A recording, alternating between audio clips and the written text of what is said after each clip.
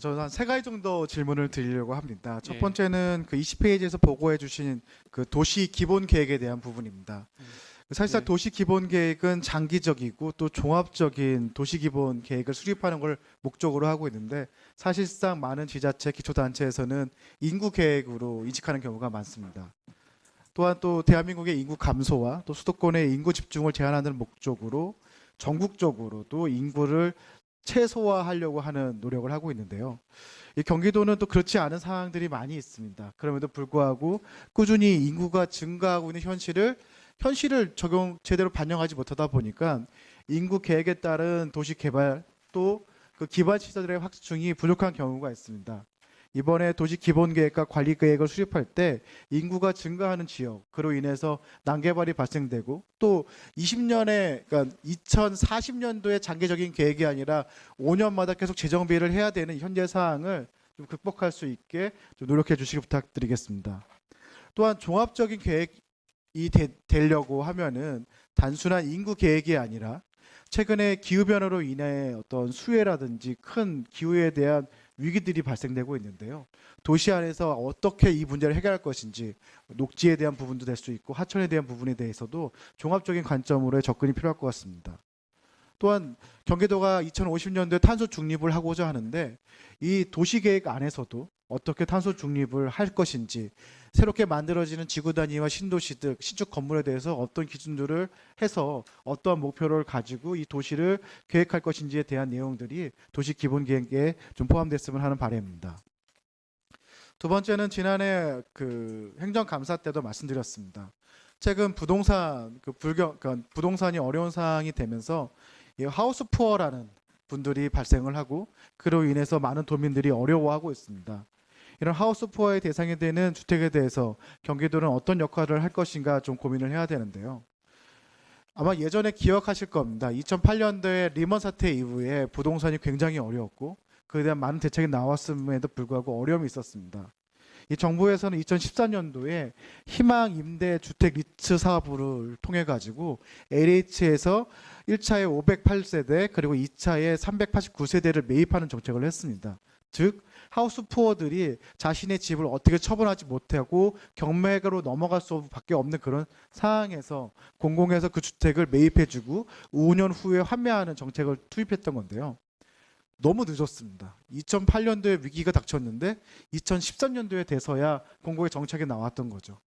현재도 부동산 관련된 규제 완화와 함께 얼마 전 정부에서는 미분양 아파트를 매입하겠다, LH에 한 6조 원을 투입해서 매입하겠다라는 정책을 했지만 현재 이 부분에 대해서는 많은 찬반이 있는 상황입니다. 미분양 아파트에 대한 매입은 건설사를 위한 정책이다. 건설사를 위해서 공적 자금을 투입하는 게 맞느냐, 또는 허구의 자금이 지금 충분히 그 여력이 있냐, 많은 문제들이 있습니다. 제가 경기도에 제안드리고 싶은 것은 현재 지금 41페이지에서 말씀하신 것처럼 저희가 그 공공개발 이익을 도민에게 환원하겠다라는 어떤 기금이 마련되어 있고, 그 기금에 대해서 아직 목적이 명확하게 정해져 있지 않다면은, 물론 임대주택을 공급하는 정책도 중요하지만 현재 어려운 부동산 경기를 감안해서 하우스푸어 분들에 대한 그 도민들의 그 주택 그 고금리와 주택 가격 하락에 대한 대비할 수 있는, 물론 그 얼마 안 되는 그 1,000억 원의 기금으로 완벽하게 할 수는 없겠지만 공공의 노력이 필요할 것이라고 생각이 됩니다. 마지막으로 한 가지만 더 질문드리도록 하겠습니다. 사회주택에 대한 부분입니다. 지금 사회주택 그 조례에 대한 개정을 하고 있고 저는 매우 긍정적으로 보고 있습니다. 왜냐하면은 우리 마을에 있는 지역에 있는 사회적 경제 주체들이 토지를 매입하고 인허가와 설계를 해가지고 건축을 하고 운영 관리까지 하는 이 모든 것을 하기는 굉장히 어렵습니다. 근데 이번 사회주택의 경기도형은 아마도 운영과 관리 부분에 더 포커스를 맞추고 있고, 그 부분에 있어서 사회적 경제 주체들이 참여할 수 있는 그 장을 열어주신 거에 대해 굉장히 감사하게 생각합니다.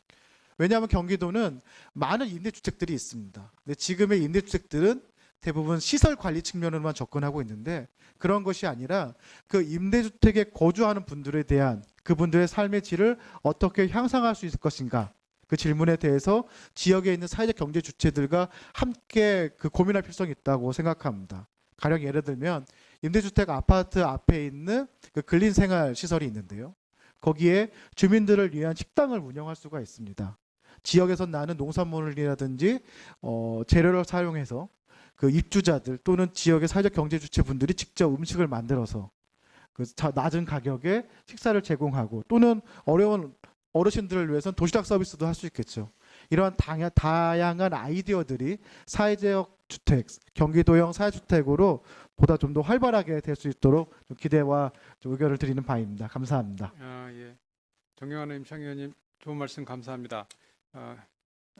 다 좋은 말인데 한번 요약을 해보면 이해되는 차원에서 기본 계획에서 인구적인 양적인 것도 좀 더 체계적으로 진화됐으면 좋겠다라는 것, 그리고 각 분야별 환경이라든가 재해라든가 또는 산업이라든가 탄소 중립이라든가 이런 요소들에 대해서도 좀 내실 있게 진행됐으면 좋겠다. 최선을 다해 보겠습니다. 예, 어려운 건 아시죠? 예. 두 번째 그 탄소 부동산 하우스포에 대해서 매입은 이게 돈이 좀 많이 들 것 같아서 쉬운 아젠다는 아닌 것 같습니다.